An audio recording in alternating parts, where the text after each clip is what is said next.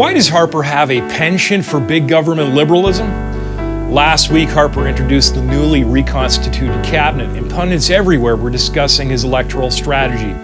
Quote, "Harper prepares for a fight," said one pundit. Another, "A cabinet shuffle is over, now the war is on." And finally, this one, "Harper has delivered the status quo on steroids." What should concern us about the shuffle is not what it might or might not reveal about Harper's tactical genius, and truly he is very gifted in that area, but what it tells us about his principles, or lack thereof. Harper once proclaimed himself to be a principled conservative. Here's a quote I want us to focus on from Harper. Quote, "I believe very strongly that in this world you have to have values and you have to stand up for your interests, and if you don't do those things, you're not going to get anywhere." A fundamental principle of a genuine conservative is small government. To a conservative, small government is no bygone concept, no holdover from an irrevocable past. Conservatives are not ideologues, nor are we utopian fanatics. We are at heart practical people who believe that individual initiative, individual responsibility, and free market forces do a far better job at fixing our problems than civil government ever will. It's a principle we believe works right now in our day. Gut, cut, and slash the size of government, and that alone will improve the lives of every working Canadian. But with last week's cabinet shuffle, once again, I was reminded that Prime Minister Harper is unfortunately every bit the big government advocate that his arch rivals in Libertopia are. And why do I say this? Well, when Harper was Prime Minister of a minority government, you remember that? We were repeatedly told by the Conservative Party, be patient.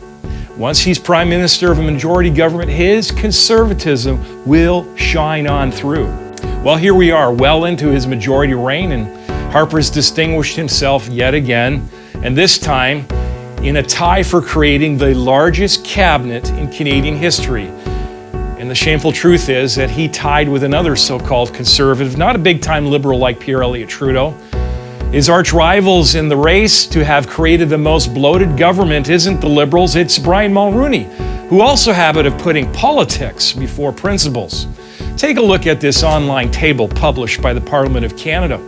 Some really interesting points come through. Both men, Brian Mulroney, Stephen Harper, as seen here, created cabinets of 39 ministers each, both of them conservative prime ministers. And both of them had the largest cabinets, even larger than their liberal arch rivals like Paul Martin with 33 and Jean Chrétien with only 29, and even Mr. Big Government himself, Pierre Elliott Trudeau, with a comparatively modest cabinet of 37. Well, the point is, big government, you see, is not an inevitability. For when you go back into our history, even back to the beginning with John A. Macdonald, you see very consistent pattern, small yet strong governments. Okay, so you're saying, what's the big deal? So he's got a huge cabinet, so what? Well, the problem is that big government is about creating dependency and destroying self-reliance. The problem is that cabinets in the modern era, unlike in the past, have taken on the role of an in-house focus group. Ministers not only manage a portfolio, but are required to cozy up to that segment of the Canadian population that needs a bit of encouragement, a little carrot, a little bit of government largesse. And so you have a get-out-the-vote machine. And as a result, the size of government just keeps on expanding.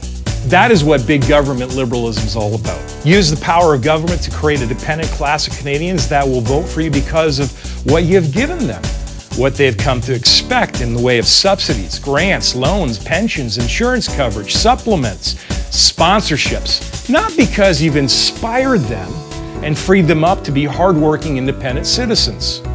Am I a cynic? Well, here's that quote again from Stephen Harper. Quote, "I believe very strongly that in this world you have to have values and you have to stand up for your interests, and if you don't do those things, you're not going to get anywhere." Really, Mr. Prime Minister? I'm Tristan Emanuel, and I make no apologies.